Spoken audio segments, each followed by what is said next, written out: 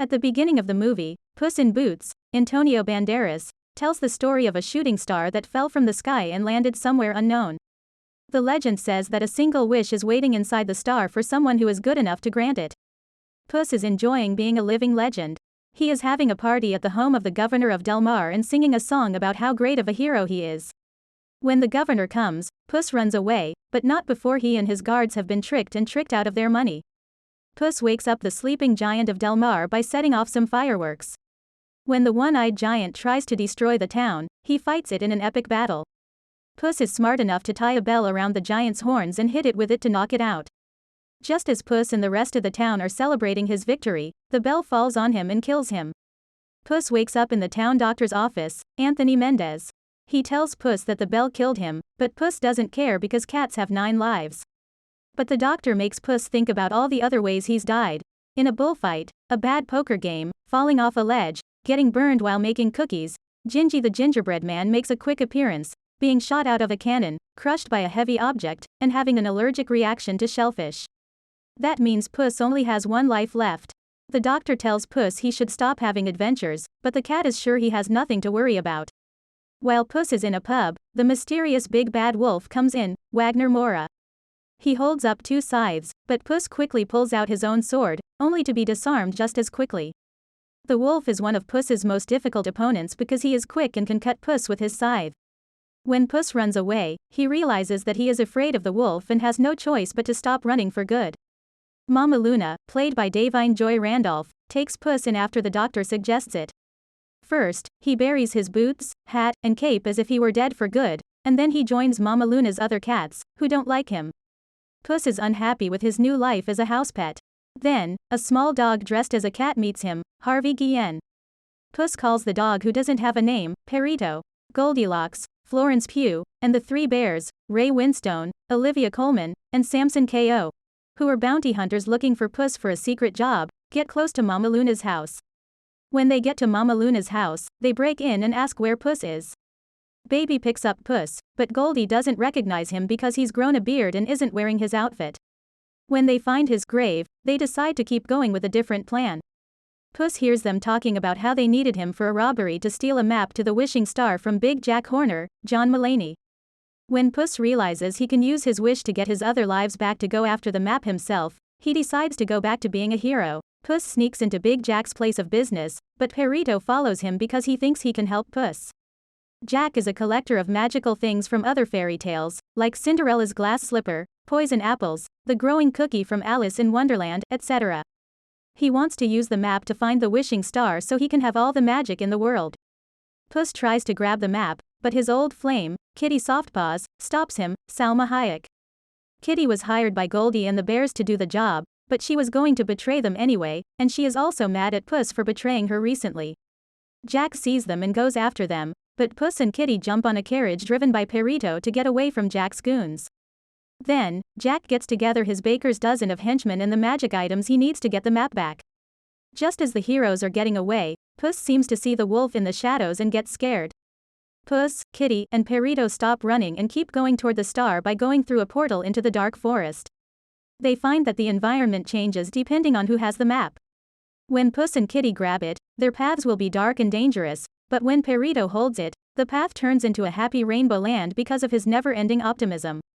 The cats decide to give the map to him to hold. Then they see Goldie and the bears falling, which makes them hurry up. On their way, they have to go through a place called Pocket Full of Posies, which is a field of giant flowers that attack Puss and Kitty. However, when Perito sniffs the flowers, it makes him like them more. "Stop and smell the roses," he says of the cats. Jack and his men, as well as Goldie and the bears, also run into the posies, but they have less luck. Some of Jack's men are eaten or killed outright, but Goldie and the bears are able to fight their way through. The main group keeps moving, and Perito tells Puss and Kitty about his past. His first family tried to get rid of him all the time, but he thought it was all a joke, so he kept coming back. They finally got rid of him for good by putting him in a sock with a rock and throwing it into a river. Puss and Kitty are upset by how sad his story is, but Perito always sees the bright side. He gets lost and ends up in a brightly colored forest, where Jack and his thugs are waiting for him. They grab Perito. When Goldie and the bears show up, there's another fight, and Jack's thugs die again when Jack hits them with unicorn horns that make them explode into confetti.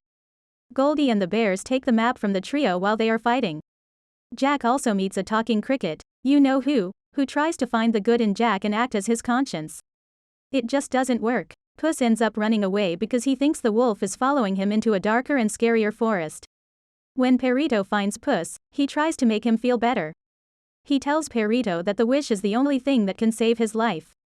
Puss also tells Perito what he did to make Kitty mad. He left her at the altar on their wedding day because he didn't think there was room for anyone else in his exciting life. Kitty hears Puss say that he's sorry for hurting her, so she decides to help him get back on his feet. When Goldie opens the map, she and the bears are led to their old cottage, where they found Goldie after she sneaked in. Goldie had never lived with a real family before the bears took her in. They are going to make sure that she gets what she wants. In the meantime, the three of them sneak into the cottage.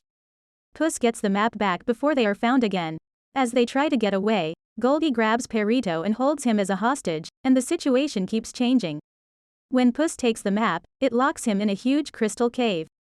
He gives Kitty the map so that she can find Perito while Puss looks for a way out. Perito watches as Goldie and Baby fight and insult each other. He tells them that they have the perfect family that he always wished he had. As soon as the bears start to like Perito, Kitty grabs him and runs away. Goldie and the bears get lost while trying to find their way home, which leads to a fight in which Goldie says she wants a real family, like one made of people. This is sad for the bears, but Mama says she will help Goldie get what she wants if it will make her happy. In the cave, Puss talks to his first 8 lives, and they all seem like arrogant jerks. He realizes that he is happy with Kitty and Perito, but his realization is cut short when the wolf shows up.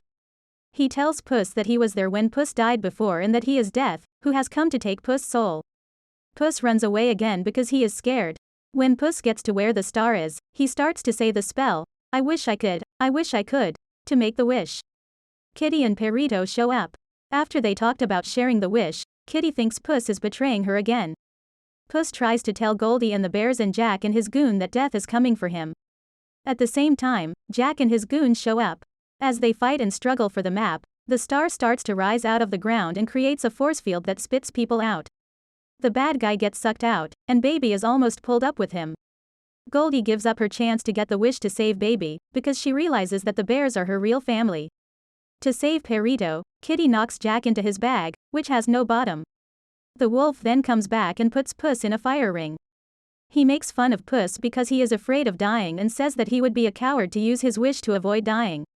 When he thinks back on the time he spent with Kitty and Perito, he decides to make the most of his last life. He takes up his sword and fights the wolf. After a hard fight, Puss is able to take the wolf's weapons away. He gets angry because he wanted to take Puss as a rogue hero who wasn't afraid of death, not as he is now. He decides that he will see Puss again some other time. The wolf leaves, but after eating the growing cookie, Jack comes out of his bag.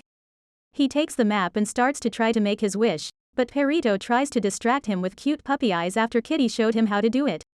Jack is such a jerk that it doesn't work, but Goldie only did it to buy time to throw Puss and Kitty at Jack while the bears joined the fight.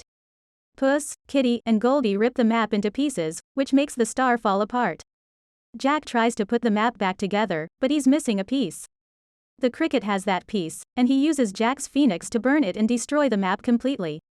Before it shoots back into the sky and blows up, the star completely falls apart and eats Jack. Goldie and the bears say goodbye to Puss and his pals. Perito decides to keep that name because he is happy to call Puss and Kitty his new family. They sit together and look at the stars. A few days later, when the governor tried to go on vacation, his boat was stolen, and he knew who did it. Puss, Kitty, and Perito set sail for new adventures and, as Puss says, to see old friends. The camera then moves to the kingdom of Far, Far Away, probably so that Puss can go see a mean green ogre there.